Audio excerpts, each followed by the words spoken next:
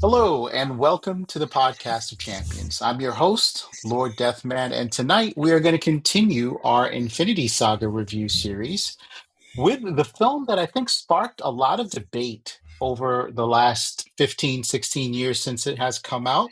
That would be Iron Man 2. I have to admit that when I first saw Iron Man 2, I was mildly disappointed in it as an entry in the burgeoning MCU. I didn't think it added a lot to the overall narrative, and I was really disappointed by the choice of villain. Whiplash seemed like a not so serious choice for something that was starting to become a serious film series. But that being said, I've had plenty of time to do critical appraisal over the years or reappraisal and watch that film. And now I have to revise it upwards. We're going to talk to the panel today, uh, the panel today, to find out if they feel similarly about this entry in the MCU. Before we get started proper, I will let you know that you can catch us right here on YouTube, obviously. And you can follow us on the social media platform formerly known as Twitter. We've got some MCU polls and hot takes going up there too. And I think we do a little bit on time from time to time on Instagram thereabouts. So also, don't forget to join our ongoing conversation at sakar.freeform.net. That is the best place on the planet for MCU fans to debate, theorize, and share their own reviews on what's going on in the MCU and a lot of other fandoms. Quick spoiler alert, we will be discussing Iron Man 2, which came out in 2010 in detail. So it's going to include major plot points and giveaways with regards to the Infinity Saga as a whole. So if you haven't seen the film, now's your chance to hit pause, then come back and catch up with us. Don't worry, we will be here. So now let me get to panel introductions. Today we've got a powerful panel for this discussion, and I'd like to introduce them all. Starting with our first panelist, that would be Merv on camera and smiling. How are you doing today? Outstanding, sir. Outstanding. Next up, we have Taylor, the fan without fear. How's it going for you today? It's going great. Awesome. Awesome. And we also have the master of ceremonies, the Grandmaster. How are you doing today, man?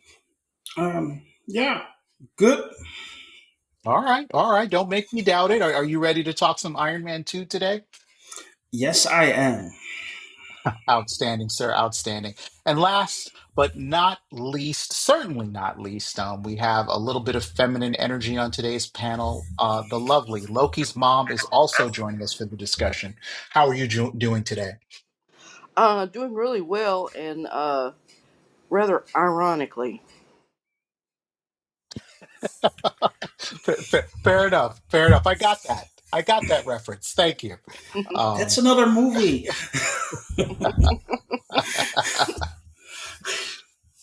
all right, guys. We're going to ease into this conversation nice and slow by going around the table and sort of getting our quick takes and impressions about Iron Man 2. I'm going to leave this open. I'm not going to guide the discussion. I really want to hear what people think of this film off the cuff.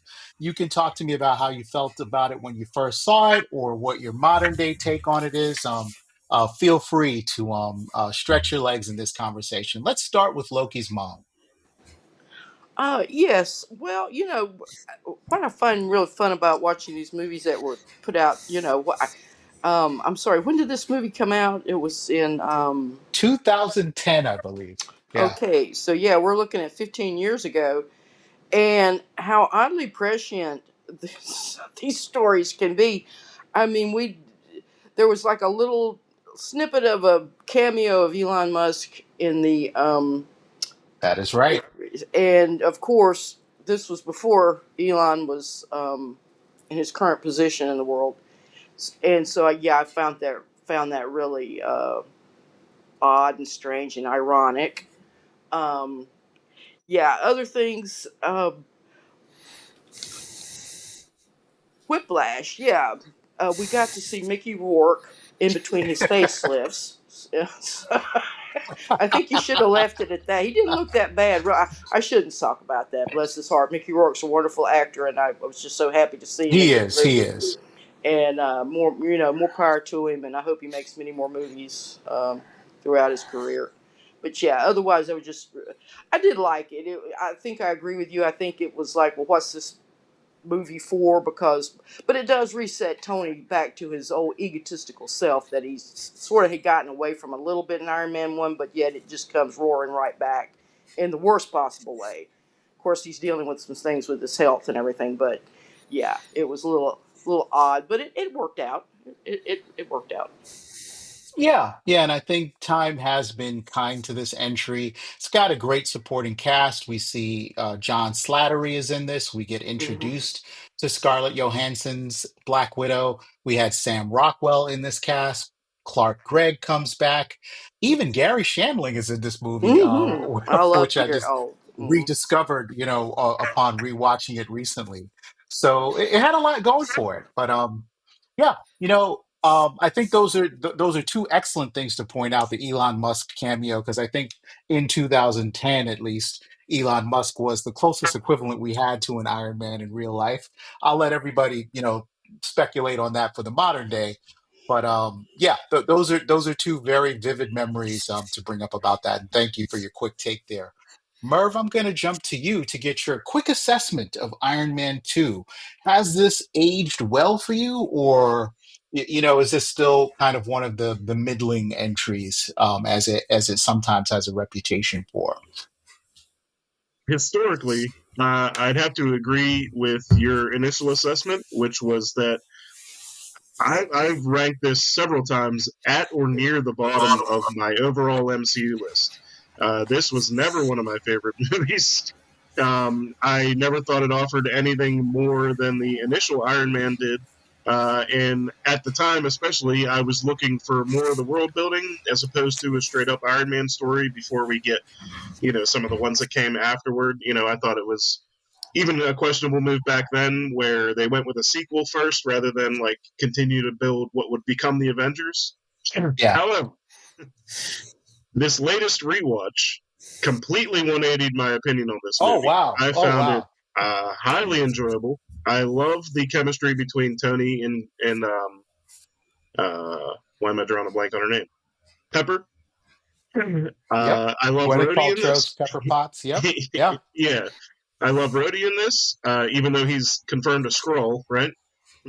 Because he doesn't look Right. anything like Was he a Terrence Howard. scroll at this point in history? Is he a scroll like during Iron Man 2? Is that how the timeline works? Well, I mean, if you look at him in Iron Man 1 and Iron Man 2, they don't look anything alike. So that's my basis. You're Yeah, absolutely let's right just about move that. on. Yeah, that's not true.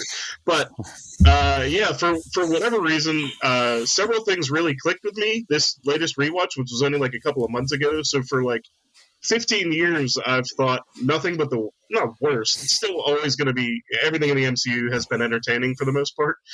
But this was like one of my like you might as well watch anything else. And this latest rewatch really upped it to where at least in phase one, it was like my third favorite movie in phase one, which Right. bumps it because it was like six or seven, however many movies were in phase one up until this time. So yeah, I really enjoyed this one on the latest rewatch. Even though if you'd asked me the same question 2 years ago, I would have said the exact opposite. So Yeah.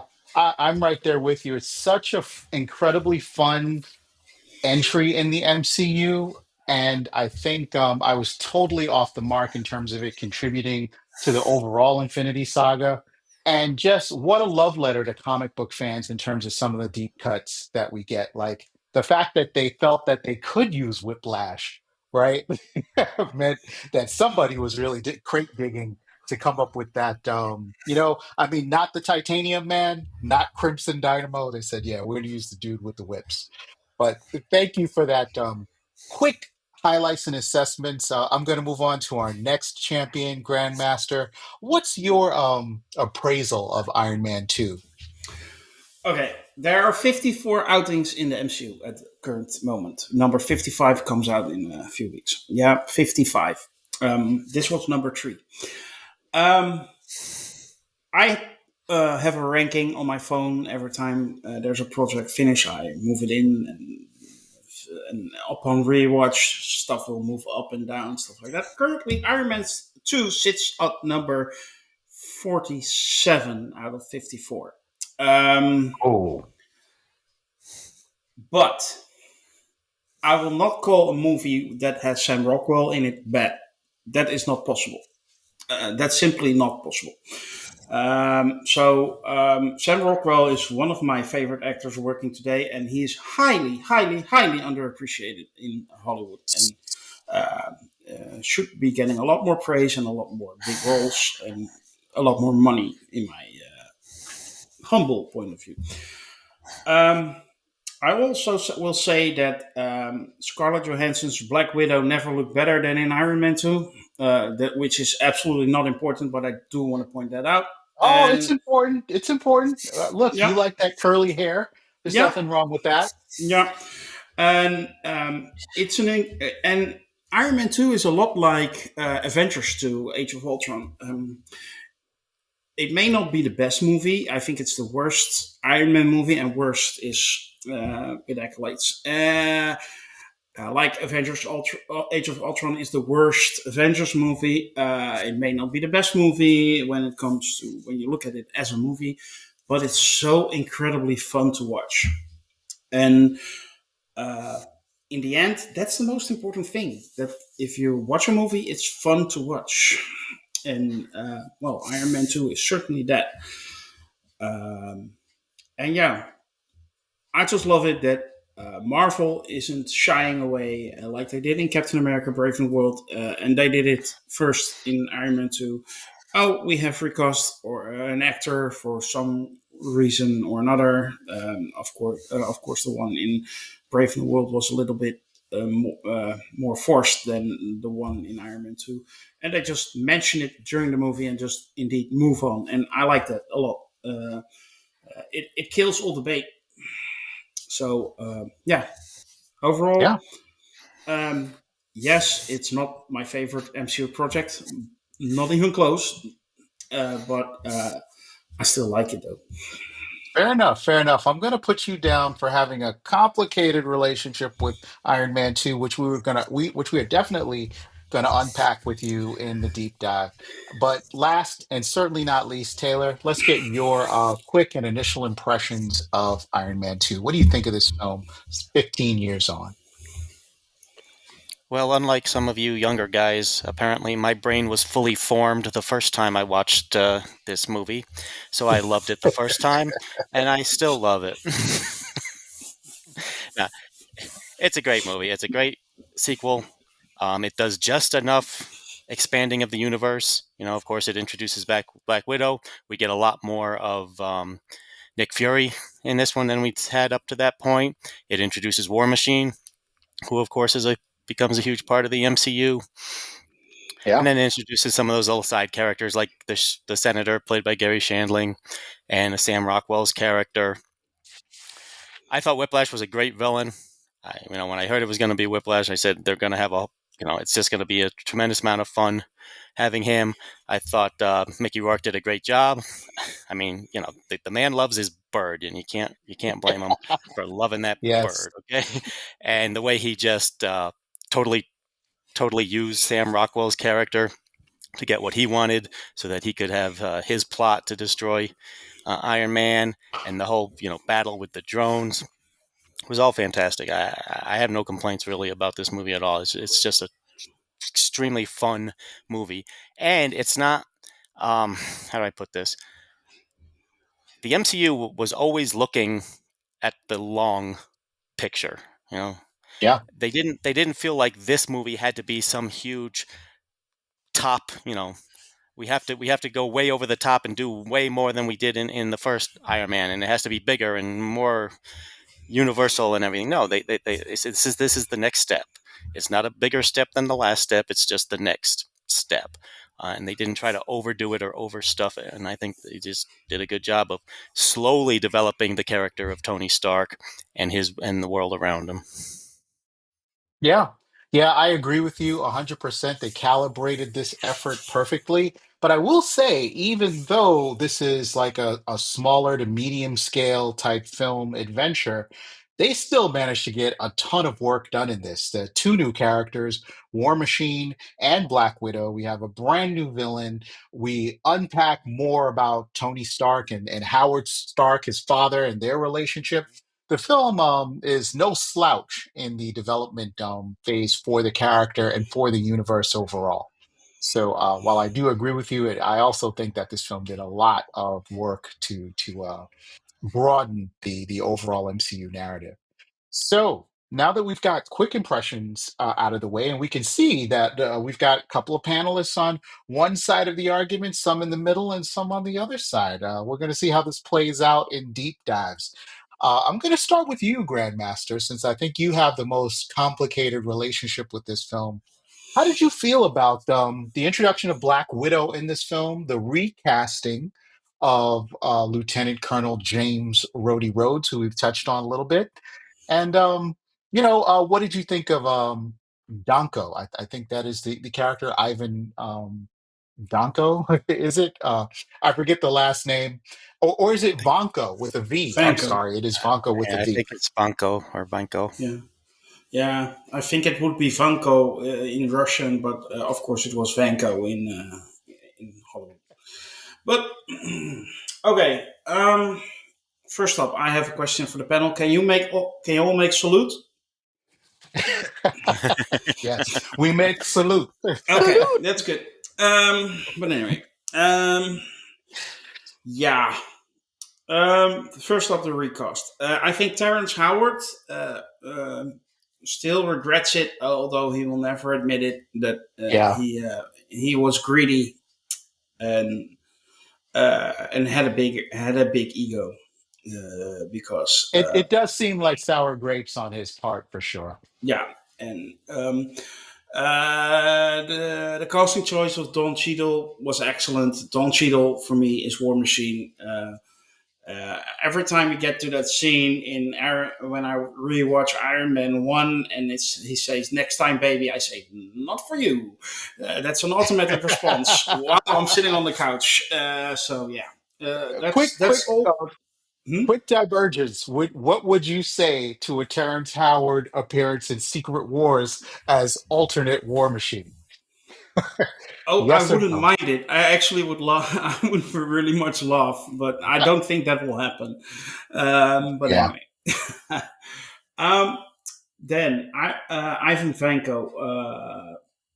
Mickey Rourke, great actor, but his best days were clearly behind him already at that point. I think the wrestler was should have been a great lost salute. There's that word again. But yeah, Mickey Rourke, yeah, he was great in the 80s and 90s. Let's just keep it at that. The villain, yeah, for me, the best villain in Iron Man 2 is Justin Hammer. And like I said before in my quick thoughts, Sam Rockwell kills it. He rocks that character. Yeah. He's so great. He's so great. I just love him. And And I yeah. think he's really great because he isn't like the most on it, ruthless, like hyper calculated villain, right? Mm. He seems to sometimes be in the know about what's going on, and sometimes he just needs to rely on others to kind of help get the job done. Yeah, I just hope that one shot, All Hail to the King, is not the last time we see him in the MCU. That's just what I hope. So, and yeah, overall, Scarlett Johansson. For me, Iron Man 2 is really actually where the MCU is cemented as a universe. You get a follow up to the Iron Man story. There's a reference to the Incredible Hulk film when you see the reporter on Culver University on the Yes. TV. There's, of course, the after credit scene with Thor's hammer. So, Iron Man 2 is actually for me the cement of Phase 1 that put all the blocks together laid the foundation on which the Avengers and the MCU was built, and I will give that movie credit for that. Um, I do think it tries to do too much a little bit. Okay. I mean, And in what sense? And like, where do you think it kind of missed the mark? well, Mr. Mark is not so much, but there's so much going on in that movie, and I mean, they even throw in Captain America's, or at least a Captain America shield in there.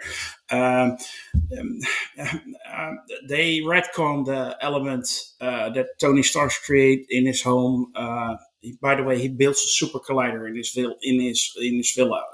I don't know how that's possible, but anyway, they retcon that element to vibranium later on.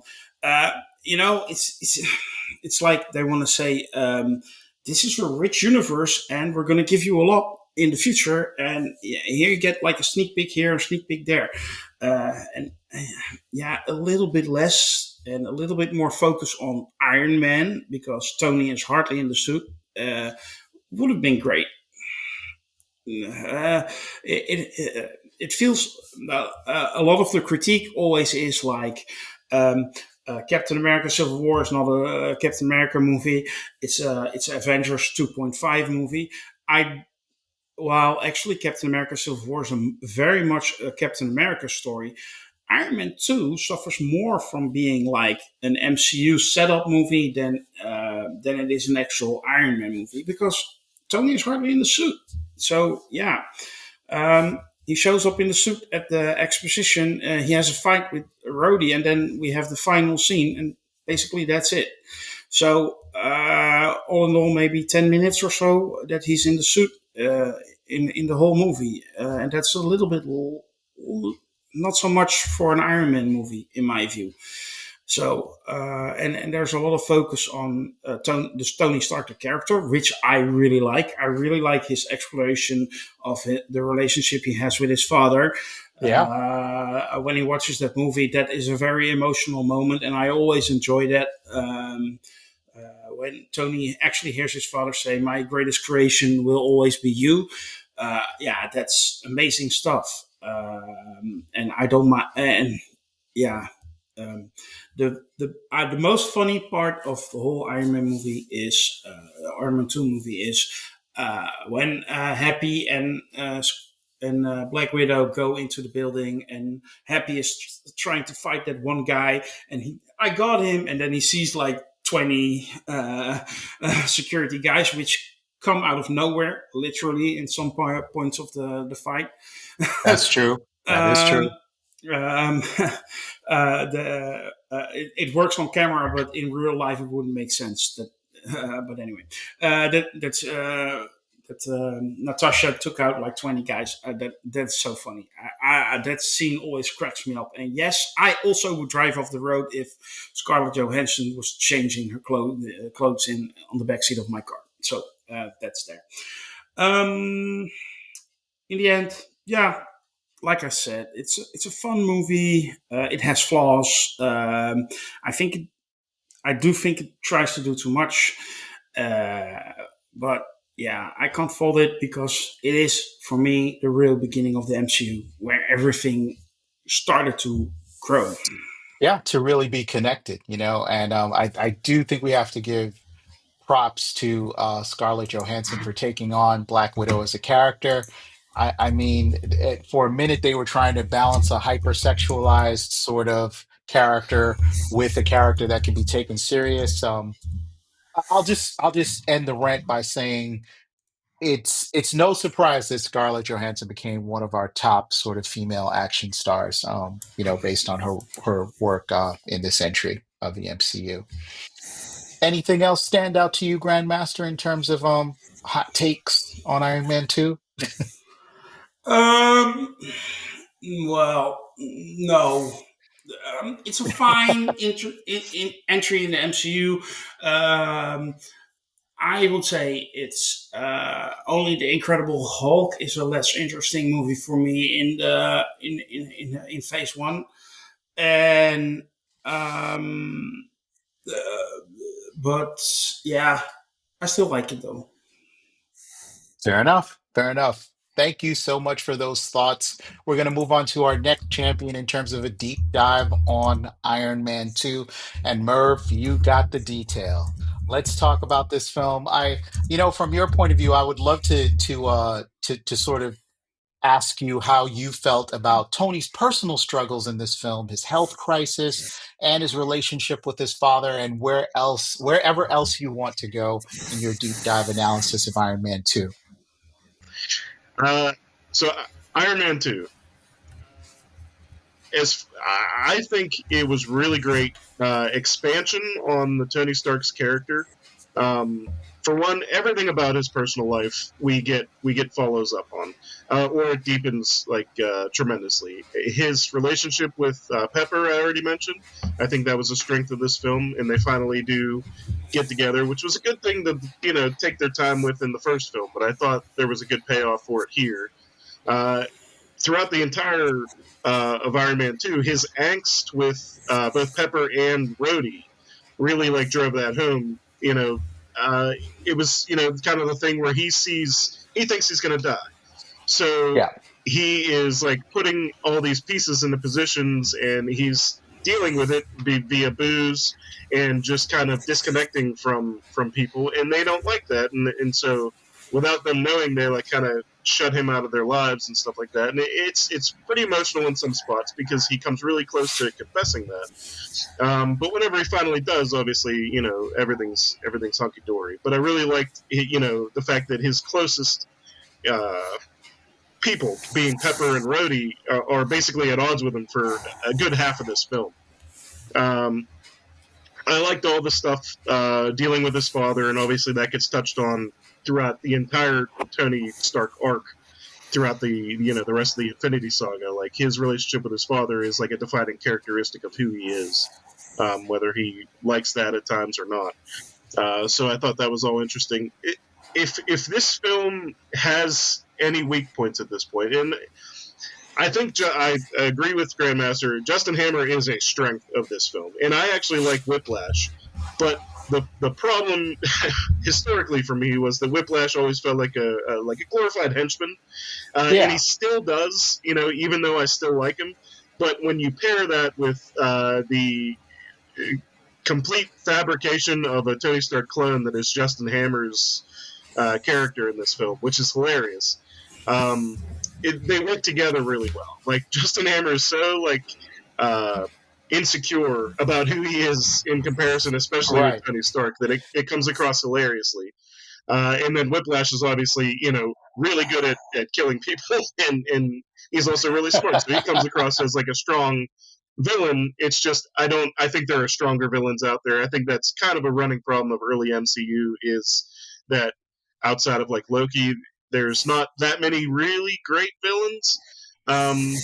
There's some strong ones, but they all feel kind of like they're going to lose, which I guess is kind of for the course. But loved seeing War Machine. War Machine in the comics, the actual suit of War Machine. I've always preferred that suit to most Iron Man suits. Oh, wow. I love the gun on the shoulder, and just the color scheme. It's obviously blue and dark gray as opposed to red and yellow or red and white or whatever. Yeah, a little more tactical, less showy. Yeah. It's just always felt like that's the one you want to take into war. Not that I love the Iron Man suits as well. I don't want it to sound like I'm downgrading those, but I've always really liked the War Machine suit especially. So their clash, midway through this film or early on in this film was really great. I have to agree also about Scarlett Johansson as Natasha Romanoff. This is definitely the sultriest that she has been. She's definitely the femme fatale in this. I guess that's more safe for villainous characters, but she fits that criteria in this film to a T. And obviously they make her a little bit more of a kind of standard character moving forward. But here she comes across as very sexy and very dangerous. Obviously, halfway through, this film was really great too at expanding Shield, obviously, through both Black Widow and Nick Fury shows up, which the last time we saw him was the end of Iron Man, I believe. So, I mean, that was great.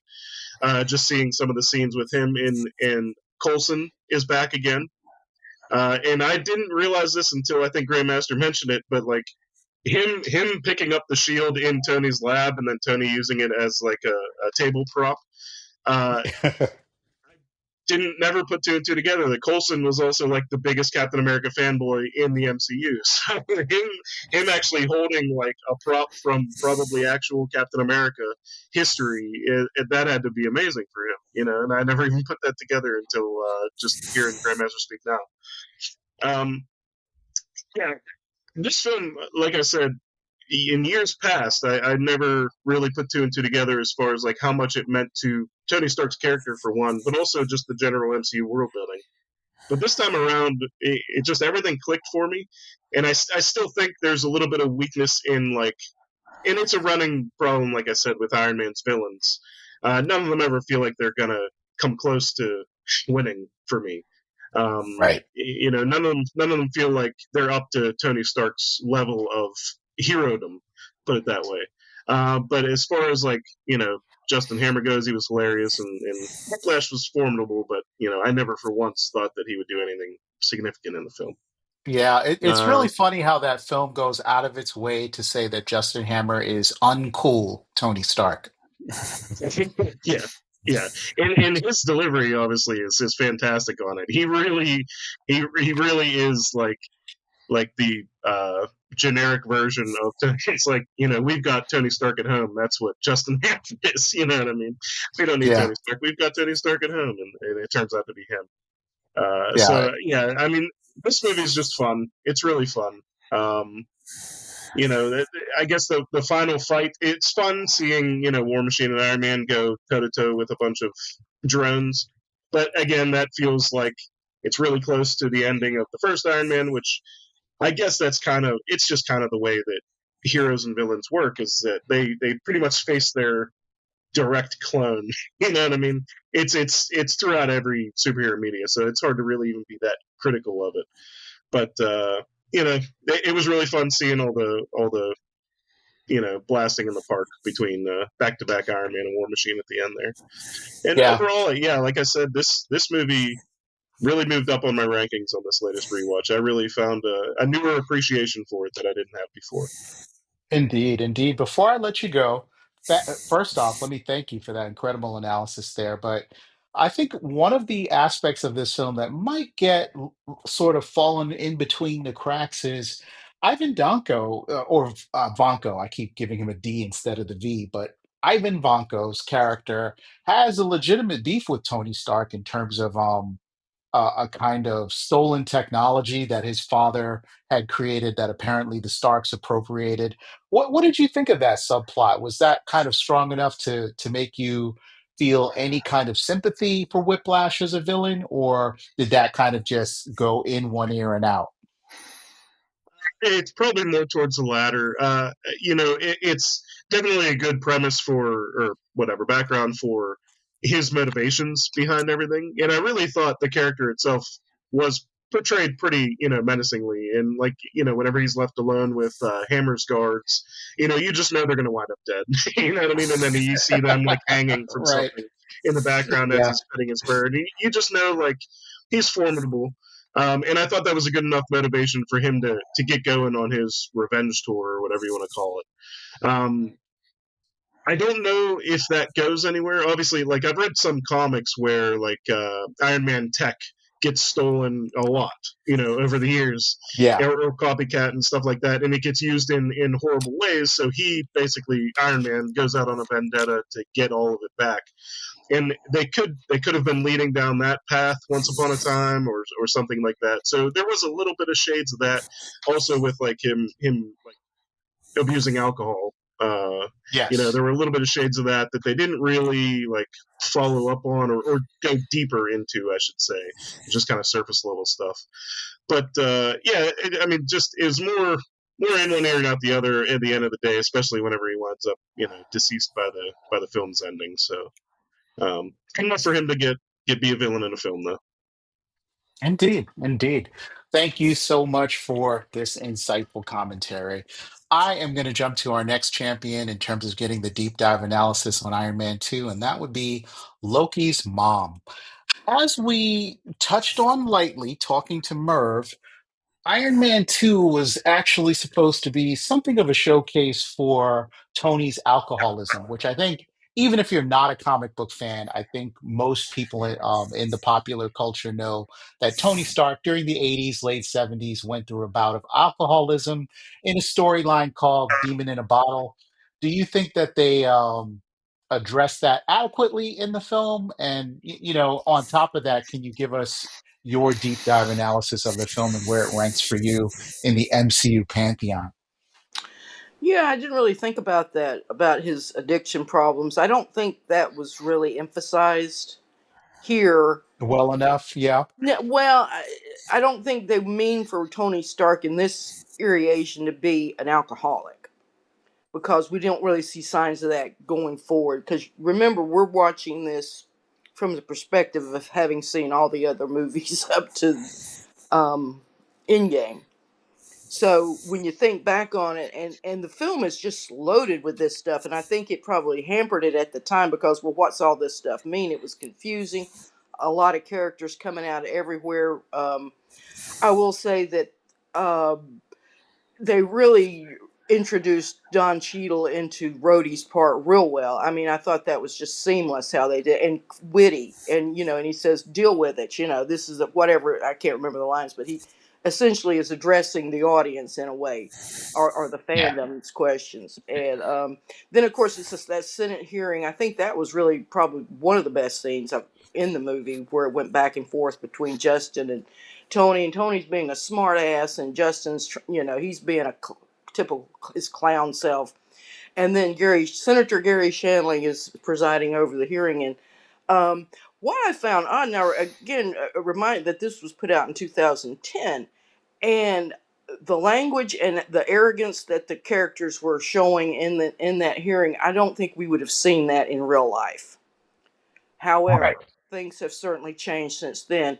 And Shanley Yeah. throws out, for a senator to go, Uh, fuck you, it's, I'm sorry if I did your YouTube or whatever, got a ding well, on we, that, we, we could beep out language here, but yeah, things have certainly changed. But just trying to stay on track here. You're right. I think they heightened up hmm that Senate hearing for dramatic effect. hmm Even today, I don't even think you would get something that kind of out of bounds. People just Oh, dropping in unannounced into the hearing and you all should of this kind of uh, stuff. you should watch C-SPAN. Anyway, I'll move on. Um, and another thing, of course, it was addressing that the whole military-industrial complex notion.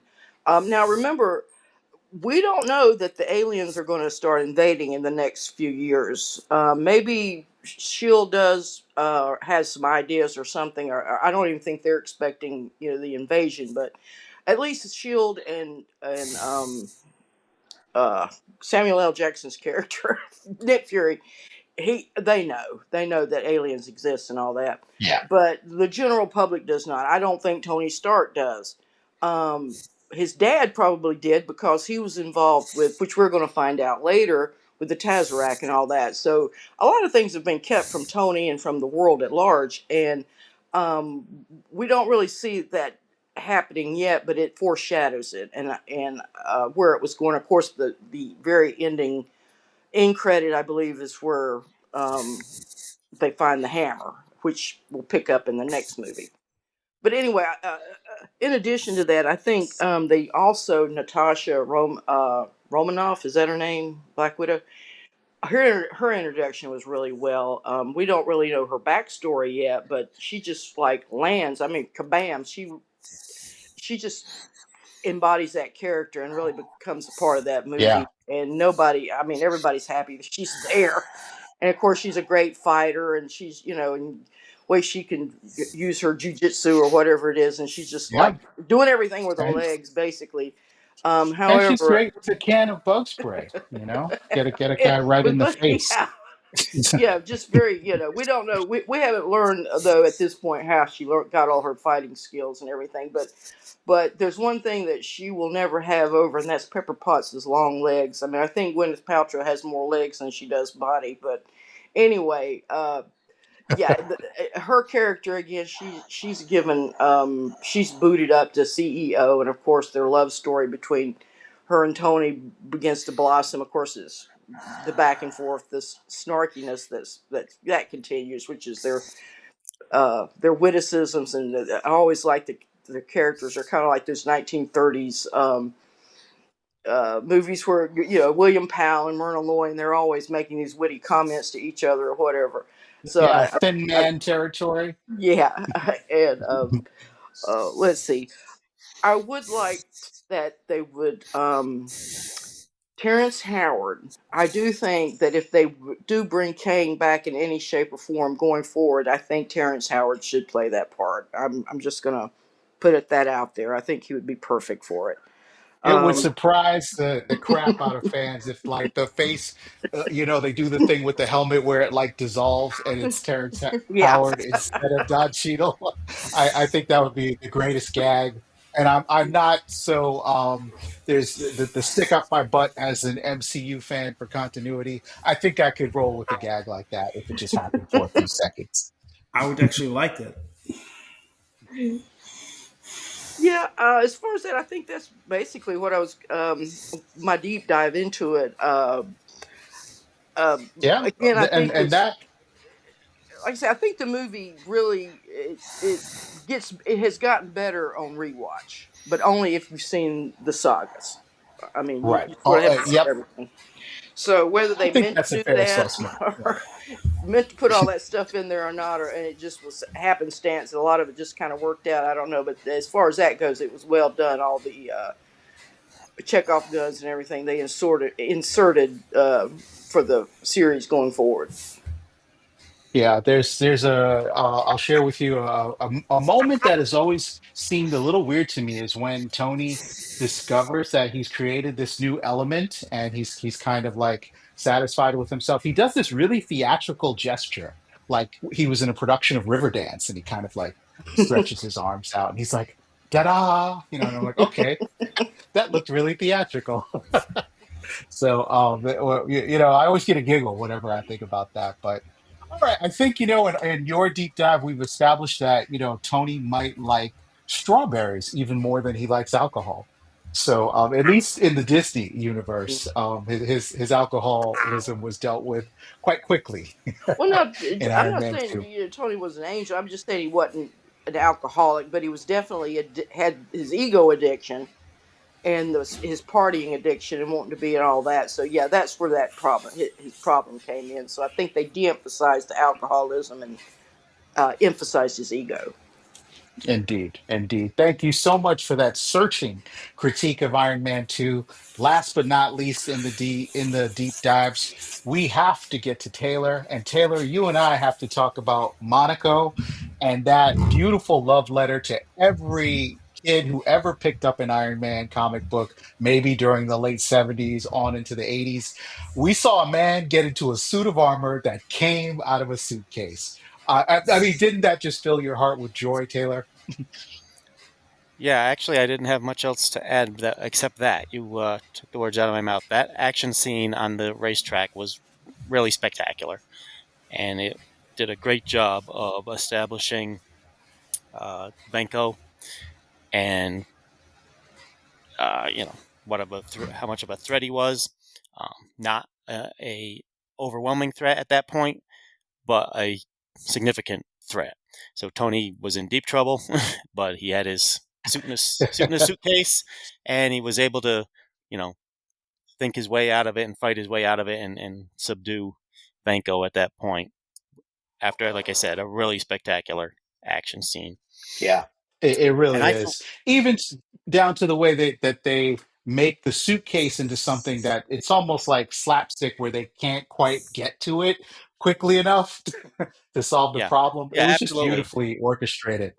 And I really like that type of technology better than what we get later on with the nanotech stuff. I'd rather see something that's Yeah, just a little bit more grounded, a little bit more mechanical, a little bit more analog, uh, because it's just more fun for me. Same with like when I'm watching James Bond. I like his old gadgets more than the super high tech yeah, type sci-fi gadgets. yeah, yeah. But other than that, I don't think the MCU wanted to get weighed down with Tony Stark going through his 12 steps of alcohol recovery, and thank God they didn't. Okay, I really don't think we needed to focus anymore We didn't. on he's an alcoholic. Okay, We didn't. You didn't want to see him get his like 12-month chit. no, Not I to mean, make God, light of the condition of alcoholism, but imagine how many okay. people he would have had to find and apologize to. It would have taken 3 movies just that. Iron Man 2.5, the apology tour. I'm right there with you. I'm right there with you. Yeah, so I'm glad we're focused on this being an action franchise, not a freaking drama about alcoholism and drug addiction and sex addiction and every other addiction that the comics have time for, and the 37 guys that still buy comics can't give a crap about, but the rest of us don't. Yeah. Yeah. Like I said, I didn't have much more Oh, to add. Than everyone else kind of, it covered all the other details. I agree with most of it. yeah. I But yeah, mean, we have the fair itself in terms of the expo and Stark Expo. Isn't that something you wish would come back to kind of Iron Man? Like, even though he's gone, why yeah. can't we still have a Stark Expo? Sure, Pepper and Happy could put on a Stark Expo every year. Stark's daughter could come out on stage and talk Mhm. about how great her dad was. Peter Parker can't come out and talk because no one knows who he is. But other Avengers, Spider-Man with his mask on could come out and talk, and other Avengers could come out and talk. Little memorial once a year, Stark Expo, and then also look at what Stark Technologies or Stark Industries or whatever is doing for the future. Yeah, I'd be happy if they did a callback. Yeah, yeah, I would love it. And that final third act action sequence where we go from the expo out into what I think is Forest Park. And as a hometown boy, I should know this. But yeah, they end the fight with dueling repulsor beams that meet in the middle. I mean, what was that not awesome? Yeah, I thought it was awesome. They took out all the drones, and then they had to take on Danko in his new and improved suit, but he still had his signature whip technology, which come on, it just looks cool on screen. It Yeah, doesn't matter it if does. anyone would It ever does. actually do that or not. We're not here for a documentary. It just looked awesome, and Yeah, then the way they yeah. finished him off was pretty, you know, It was pretty, yeah, pretty pretty comical. cool too. Yeah. So.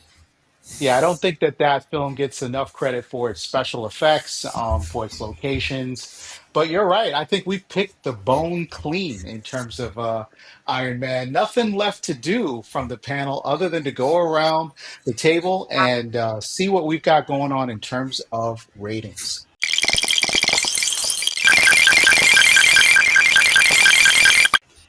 So, rating Iron Man 2, starting with you, Loki's mom, 1 to 10 scale. What do you think of this? Um, yeah, I will give it a 8. An 8. Wow. Okay. That is a proper grade, solid. I tend to agree with you. I think I could go for an 8 myself. Moving on to final grading for you, Merv. Where does this fall in the 1 to 10 scale for you? I'm going to agree with an 8, and I have it ahead of every other movie that we've covered so far. So this out of Phase 1 is number 3 in my rankings. So The Incredible Hulk is number 4, and Iron Man being number 5 out of these 6 Phase 1 movies. And I'll reveal Out. the other ones in the future. All right, let's see if we can keep the trend going. 1 to 10 grade. How many repulsor rays will the Grandmaster give to Iron Man 2? I will give this movie 6 strawberries out of 1 box. Fair and enough. and one of them is a little bit molded. But no, yeah, and I just want to remind you that I grade my MCU movies in comparison to what's to come and what has been, and yeah, I can't go higher than a 6 this time. Understood, understood. Poor Iron Man 2, the streak is broken. Taylor, can you give us some hope? How many gauntlets, how many whiplashes are you going to give Iron Man 2? Uh, this movie gets 7 birds and 2 whips for a total of 9 out of 10. Outstanding. You know, that bird needs to make a comeback. He needs to do his Secret Wars too. Variants of In the his own, bird. like, It's not my a bird. variance of the bird. This is not my bird. Yeah, he could be wearing a bird suit of armor. We bring back the bird. Iron Yeah. Bird. I want to see. I want to see that bird go off against Goose. Yes, absolutely. Indeed, indeed. All right, And Howard the folks Duck. at home. Yeah, yeah, indeed. So, yeah, folks at home, you've heard it from the panel here. We've got our grades in. I'm also going to go in for an 8. I want to say thank you to the panelists for joining me in today's extremely fun conversation. Merv, Taylor, Grandmaster, Loki's mom. Your insights have been incredible today. And I also want to thank the audience for tuning in. Remember that you can catch us on YouTube. We do new episodes almost every single week where you can catch our exclusive content right here on this platform. You can also follow us on X and Instagram to get updates and things that are going on in the community. And remember, if you want to keep the conversation going, you can join us at sakar.freeforms.net, where you can also share your thoughts on Iron Man 2 and suggest some topics for future shows. We'd love to hear what you have to say in terms of what you think we should do next. I want you to stay tuned to that channel because we are concluding our review series for Daredevil Born Again. We also have upcoming reviews for Thunderbolts. We're in the middle of a Star Trek retro review series. And of course, we're going to be continuing our work on the Infinity Saga series. Guys, you are not going to want to miss what the champions are going to be doing for the rest of 2025. So hang in there. Of course, I am Lord Deathman, and this has been the Podcast of Champions. Until next time, we want you to keep assembling. Thank you.